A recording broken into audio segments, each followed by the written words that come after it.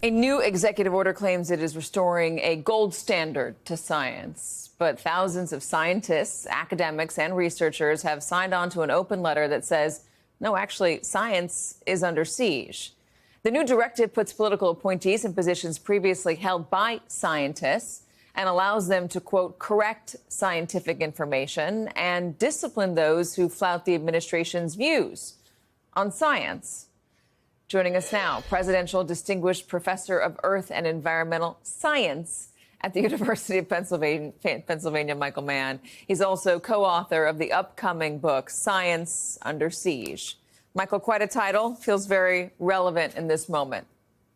Yeah, sadly, Katie, it's good to be with you, although, as I often say, we almost never have good news to discuss, and this is indeed a very disturbing development. You make me want to talk about that bright white paint that we talked about a few years ago and how that was going to help global warming, but I'll leave that aside. Let me ask you about this memo or this idea of restoring a gold standard. What is the Trump administration trying to say? That science before now was not done properly, was not scientific, was not well researched, was not peer reviewed?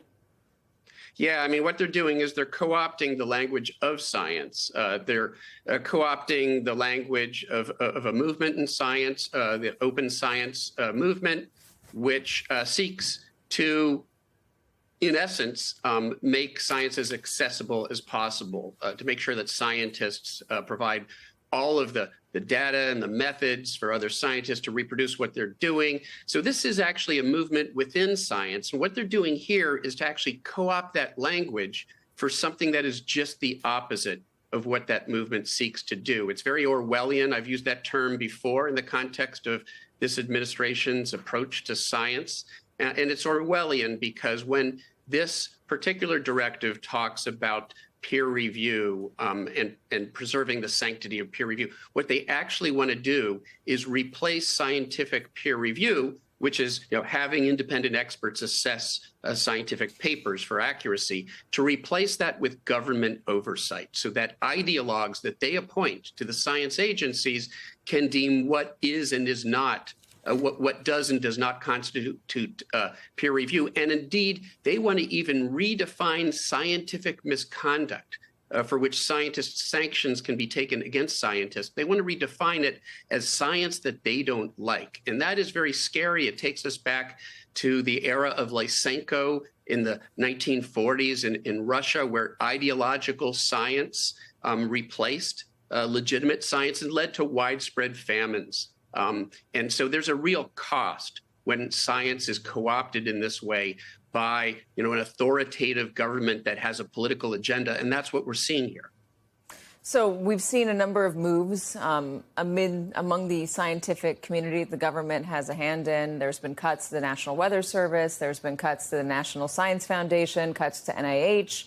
There have been people put into positions that don't have scientific backgrounds or their medical qualifications are questionable, put into health positions. Or we've seen just the other day, HHS releasing a bunch of data about the state of healthcare and medical care in this country, appearing to use, potentially using ChatGPT or some sort of AI, and having a number of citations within it that just didn't exist. Scientific reports and studies that just didn't exist. So there's a broad swath here. But when I talk to you, the thing that comes to mind most, and the one that Republicans have had a hobby horse about for a long time now, is climate change. Sure. Yeah, no question, Katie. And in fact, you probably read this story, may have even reported on this story a few days ago, that the current head of FEMA wasn't even aware that there is a hurricane season. Didn't even know what a hurricane season is. And that's because ideologues have been put in positions of great influence with regard to science and science policy. And in fact, in this case, keeping people out of harm's way at the start of what is likely to be a very active and deadly hurricane season. And climate science is indeed at the center of this assault. There's no question that for decades, the fossil fuel interests and plutocrats who have funded the conservative right, the conservatives, the Republicans have wanted to essentially eliminate environmental policy and any actions to deal with climate change because it interferes with their business model. They profit from the continued extraction and sale of fossil fuels, the burning of fossil fuels, and the carbon pollution that releases, and we all pay the price. Michael Mann, always good to see you, even on bad news, but appreciate your time.